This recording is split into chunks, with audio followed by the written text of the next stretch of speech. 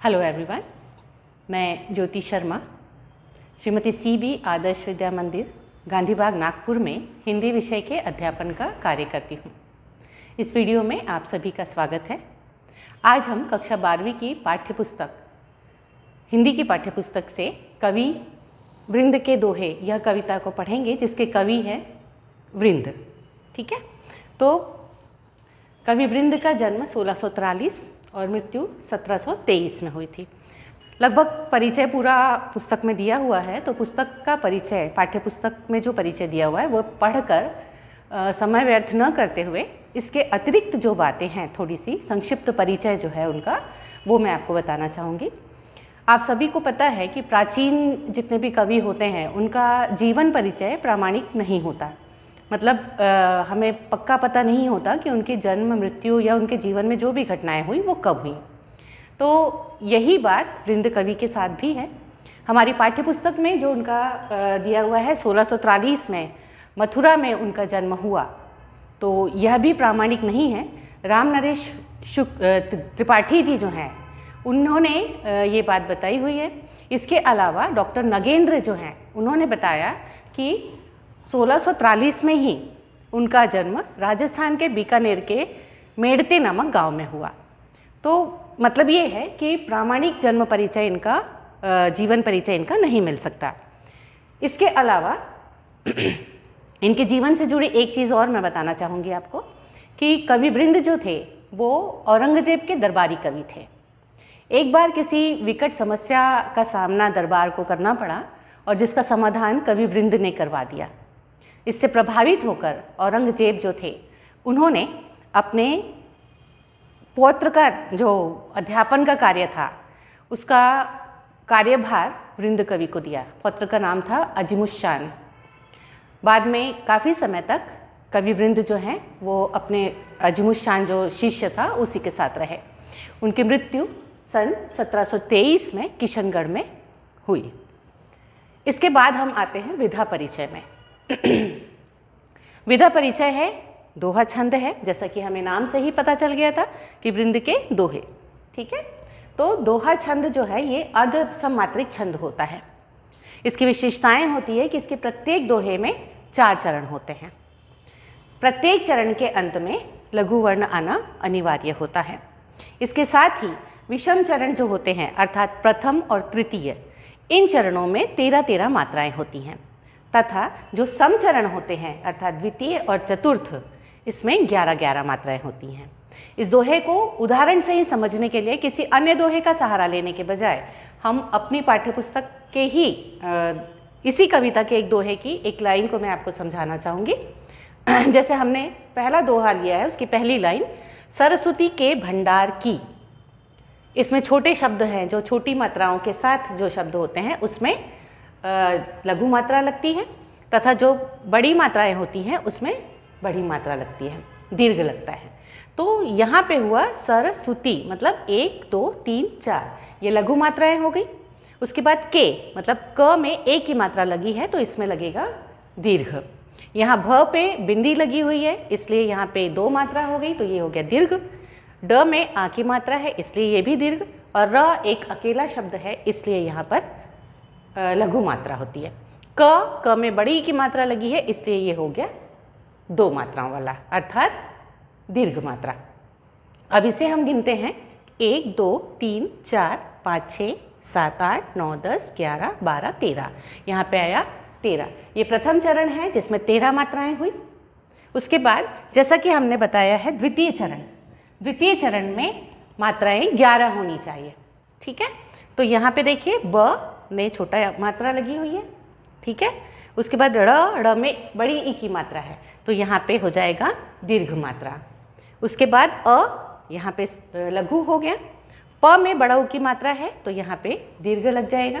उसके बाद र और ब ये लघु मात्राएं हैं। ब में आ की मात्रा है इसलिए यहाँ पे 2 मात्रा, और यहाँ पे त है एक अकेला शब्द इसलिए यहाँ पे छोटी मात्रा। तो यहाँ पे लघु और दीर्घ का उपयोग हमने ऐसे किया हुआ है। अब इसे हम गिन लेते हैं। 1 ये 2 3 4 5 6 7 8 9 10 11। तो इस प्रकार यहाँ पे देखिए 11। इस दोहे की अगली पंक्ति जो है उसको आप लोग करके देखिएगा।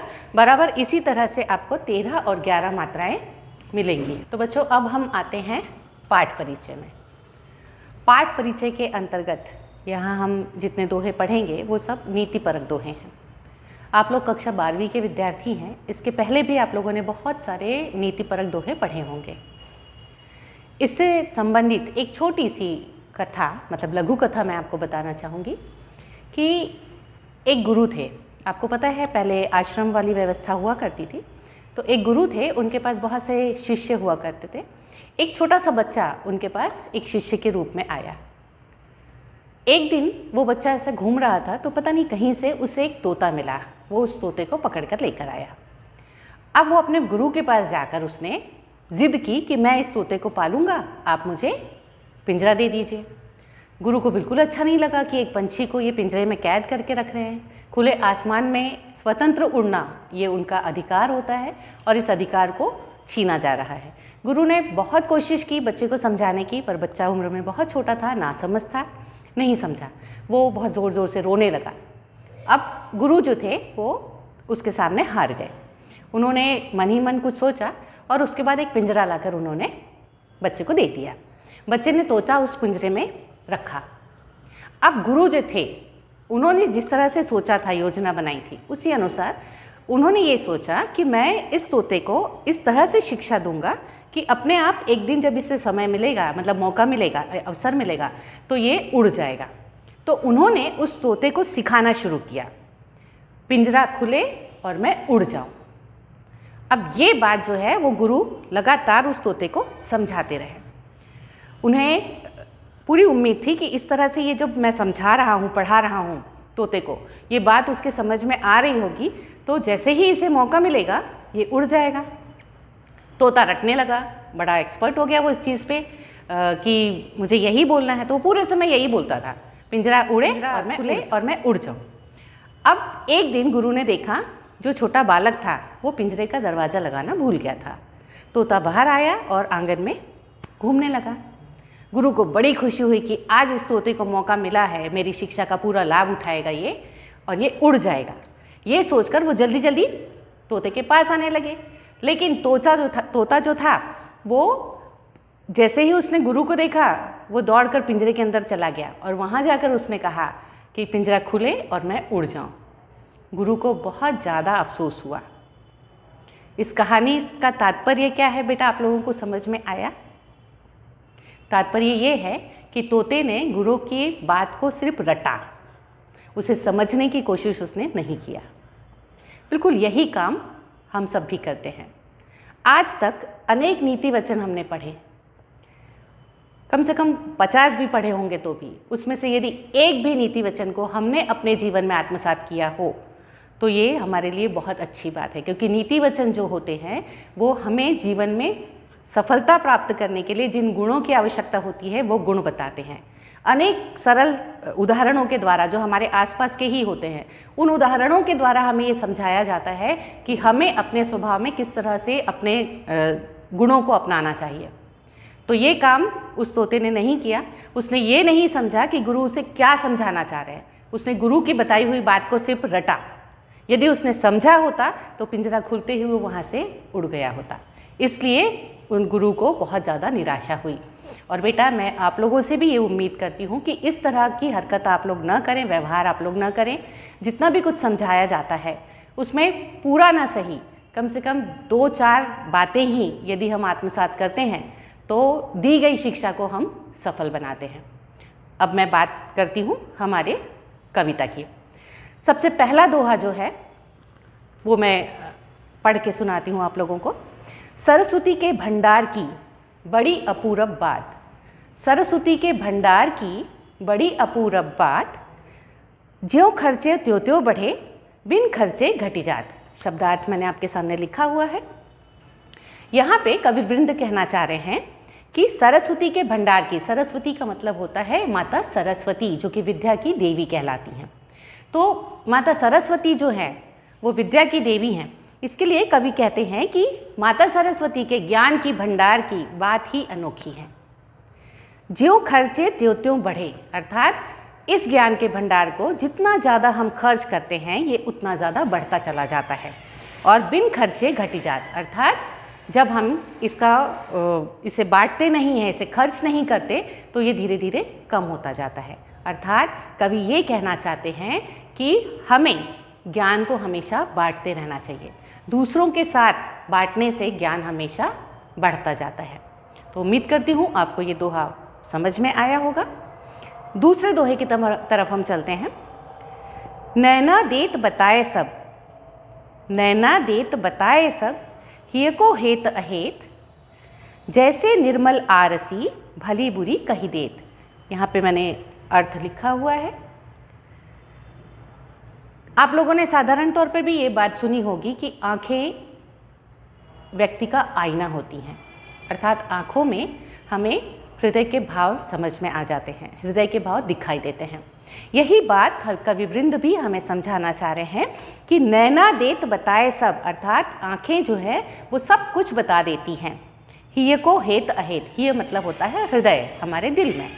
दिल में हमारे हृदय में जो भी हित अहित मतलब अच्छी या बुरी भावनाएं हैं वो हमारी आँखें सब कुछ बता देती हैं। जैसे निर्मल आरसी भली बुरी कही देत, अर्थात जिस तरह आईना जो होता है, आँखें आईने की तरह होती हैं ऐसा भी कहा जाता है।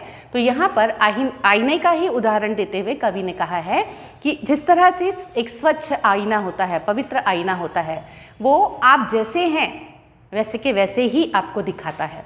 यदि आप बहुत अच्छी तरह से तैयार होकर खड़े हुए हैं तो आपको आईना वैसा ही दिखाएगा, और यदि आप अच्छी तरीके से खड़े नहीं हैं व्यवस्थित रूप से तो भी आईना आपको वही दिखाएगा। अर्थात आईना कभी भेदभाव नहीं करता, जो व्यक्ति जैसा है उसको वैसा ही वो प्रस्तुत करता है। तो यही बात होती है हमारी आँखों में, जो भी कुछ हमारे हृदय में होता है वो हमें आँखों में दिखाई दे देता है। तो आँखें जो होती हैं वो व्यक्ति का आईना होती हैं। इसी बात को यहाँ पर कवि ने समझाने का प्रयास किया है। नेक्स्ट तीसरा वाला जो दोहा है उस पे हम चलते हैं। अपनी पहुँच बिचारी के करतब करिए दौर, अपनी पहुँच बिचारी के करतब करिए दौर, तेते पाँव पसारिए जेती लांबी सौर। आप लोगों ने ये बहुत सुना होगा कि जितनी चादर है उतना ही पैर फैलाना चाहिए, है ना। उसी बात को यहाँ पे कवि ने बहुत अच्छी तरह से, बहुत सुंदर तरीके से हमारे सामने प्रस्तुत किया है कि कवि यहाँ पर कहते हैं कि अपनी पहुँच बिचारी के, बिचारी के मतलब विचार करके, अपनी पहुँच मतलब क्षमता। तो हमें अपनी क्षमता पर विचार करके, उसे परख करके हमारे अंदर कितनी क्षमता है, करतब करिए दौर। करतब का मतलब होता है कार्य, ठीक है। तो कवि यहाँ पे कहना चाह रहे हैं कि हमें अपनी क्षमता का विचार करके ही कार्य करना चाहिए, अर्थात क्षमता के बाहर के कार्य हमें कभी भी नहीं करना चाहिए। ऐसे में व्यक्ति असफल हो जाता है और निराशा से भर उठता है, और जब निराशा हमें चारों तरफ से घेर लेती है बेटा, तो कभी भी हम उस निराशा से बाहर नहीं निकल पाते। इसलिए हमें अपने आप को इससे बचाना चाहिए, और इसलिए किसी भी कार्य को प्रारंभ करने के पहले हमें ये सोच लेना चाहिए कि हमारी क्षमता कितनी है।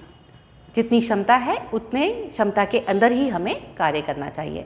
उदाहरण के रूप में भी कवि ने यहीं पे कहा है कि तेते पाँव पसारिए जेती लांबी सौर, अर्थात जितनी लंबी हमारी चादर है, सौर का मतलब होता है चादर, तो जितनी लंबी हमारी चादर है उतने ही पैर हमें फैलाना चाहिए, नहीं तो क्या होगा, चादर हमें छोटी पड़ जाएगी। अर्थात हमारी क्षमता यदि कम पड़ गई तो हमें निराशा के धुंध जो है वो चारों तरफ से घेर लेती है और हम अपने कार्य में सफल नहीं हो पाते। इसलिए कवि हमें यहाँ समझाना चाह रहे हैं कि हमें हमेशा अपनी क्षमता का आंकलन करके और फिर उसके अनुसार हमें कार्य करना चाहिए। चौथा और अंतिम दोहा मैं इस वीडियो के लिए ले रही हूँ कि फेर न हवै है कपट सौ, फेर न हवै है कपट सौ, जो कीजे व्यापार, जैसे हांडी काट की चढ़े न दूजी पार। अर्थात कवि यहाँ पे कहते हैं कि फेर न हवै है कपट सौ, मतलब जो व्यक्ति व्यापार कर रहा है उसे कभी भी अपने व्यापार में कपट नहीं करना चाहिए, मतलब फरेब नहीं करना चाहिए, दूसरों को धोखा नहीं देना चाहिए, असत्य का साथ नहीं करना चाहिए।